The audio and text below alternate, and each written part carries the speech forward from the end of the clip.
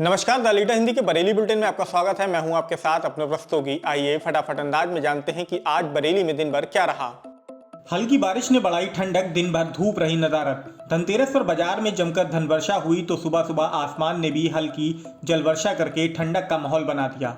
अचानक सुबह हल्की बारिश से ठंडक बढ़ गई, दिन भर धूप भी नदारत रही। शाम को फिर हल्की बूंदाबांदी शुरू हुई तो व्यापारियों की धड़कनें बढ़ गई। हालांकि कुछ देर बाद ही बारिश रुक गई और बाजार में देर रात तक रौनक बनी रही। धनतेरस पर बाजार में धन वर्षा 750 करोड़ के कारोबार का अनुमान। धनतेरस पर बरेली के बाजार में मां लक्ष्मी की कृपा से जमकर धन वर्षा हुई। शुक्रवार सुबह से ही बाजारों में खरीदारी के लिए भीड़ उमड़ने लगी। गहने, ऑटोमोबाइल, बर्तन, इलेक्ट्रॉनिक, फर्नीचर, मिठाई, डेकोरेशन और कपड़े की दुकानों पर खासी भीड़ रही। व्यापारियों ने बीते साल की तुलना में इस बार 1.5 गुना ज्यादा 750 करोड़ रुपए का कारोबार होने का अनुमान जताया है। उनका कहना है कि दिवाली पर केंद्र और राज्य सरकारों ने कर्मचारियों के लिए खजाना खोल दिया। वहीं बाजार भी कोरोना महामारी से उबर चुका है। ऐसे में लोग इस बार दिवाली पर खुलकर खर्च करने के लिए तैयार हैं। इसीलिए कारोबारियों ने भी पहले से काफी स्टॉक मंगाकर रख लिया था। इस बार धनतेरस पर करीब 300 कार और 1000 बाइक बिकी हैं। वहीं 750 इलेक्ट्रॉनिक वाहन भी बिकने की बात सामने आई है। धनतेरस पर देर रात तक बाजारों में रौनक दिखाई दी।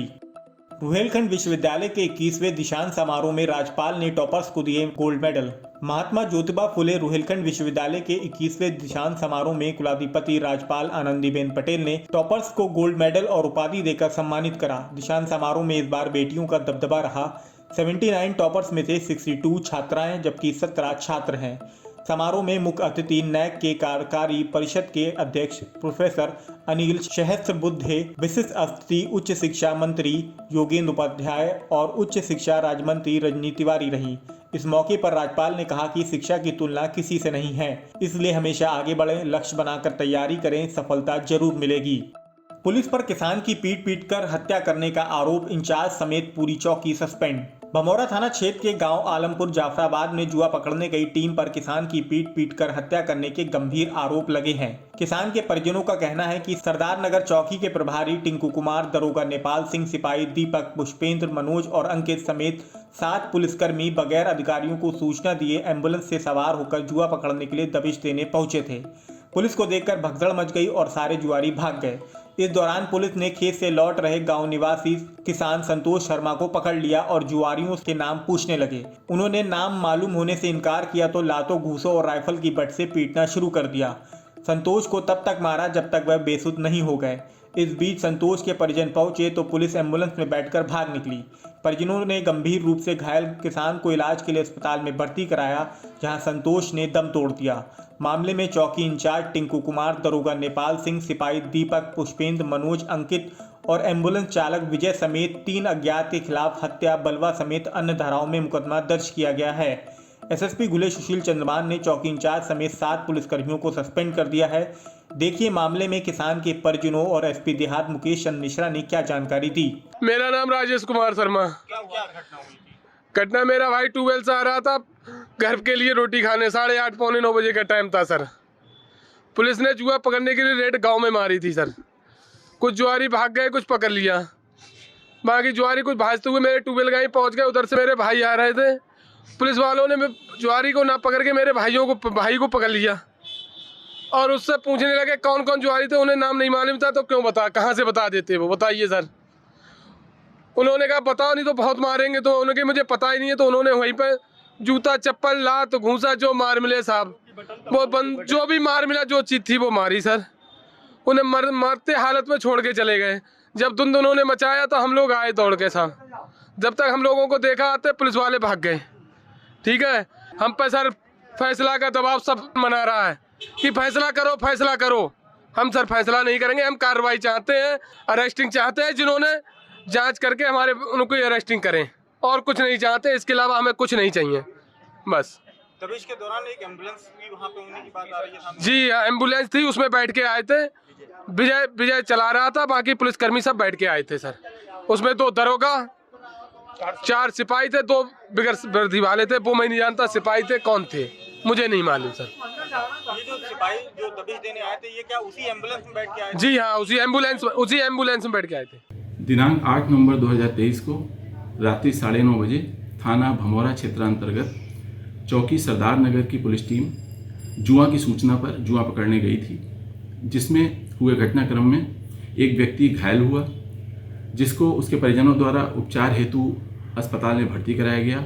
इस सूचना को पुलिस चौकी टीम द्वारा थाने से भी तथा उच्चाधिकारियों से भी छिपाया गया, जिसमें प्रथम दृष्टया दोषी पाए जाने के बाद वरिष्ठ पुलिस अधीक्षक महोदय ने इन पुलिसकर्मियों को तत्काल प्रभाव से, जिसमें 7 पुलिसकर्मी हैं, निलंबित किया।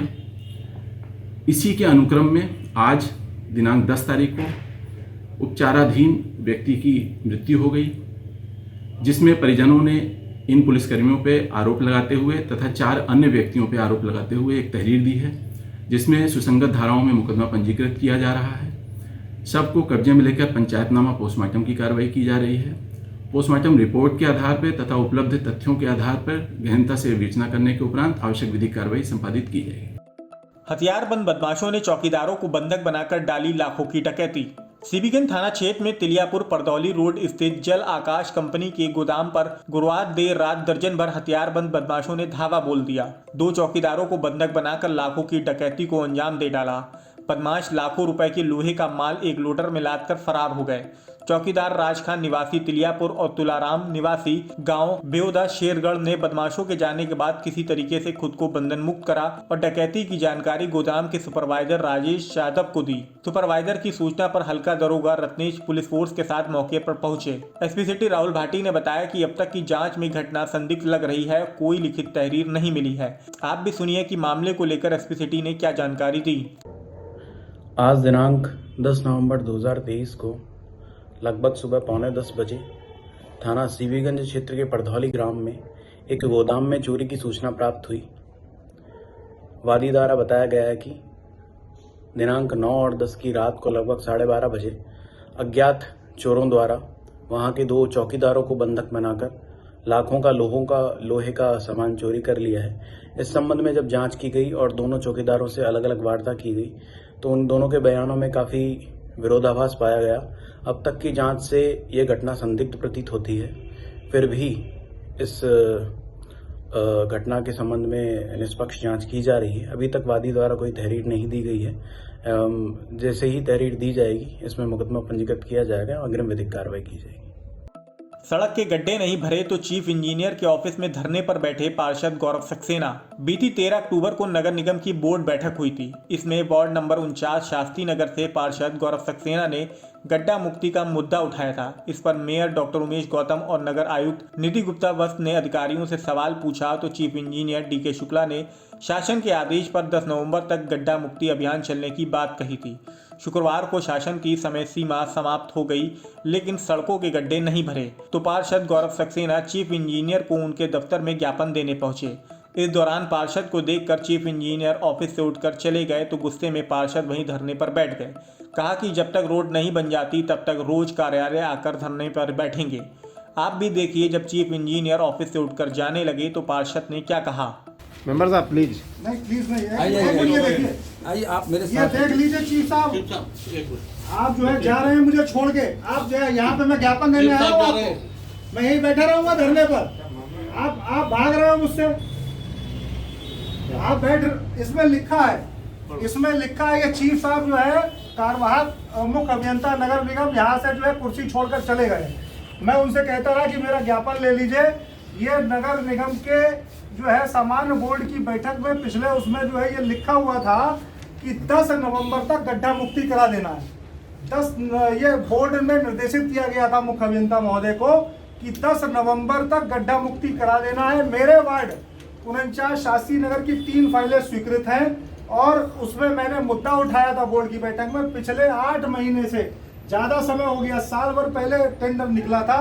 लगातार मैं अनुरोध करता जा रहा हूं, कल होगा, परसों होगा, तरसों होगा, यहां तक कि बोर्ड की बैठक में भी 10 नवंबर को ये लिखित में निर्देश है कि 10 नवंबर तक जो है 10 नवंबर से पूर्व शासनादेश भी है कि 10 नवंबर से पूर्व गड्ढा मुक्ति करा लें। मेरे वार्ड में आप त्योहार, दीपावली का त्योहार है, मेरे वार्ड की मुख्य सड़कें इतनी ज़्यादा खराब हो गई हैं, लोग दुर्घटनाग्रस्त होते हैं, लोग जो है वहाँ पर चोटिल हो रहे हैं, कोई पता ही नहीं। आप यही साहब, आप एक का प्रमोशन हो गया, मेरे क्षेत्र के जेई हैं, आज तक आप भी उस क्षेत्र में नहीं गए देखने के लिए, कभी आपने नहीं देखने का काम किया।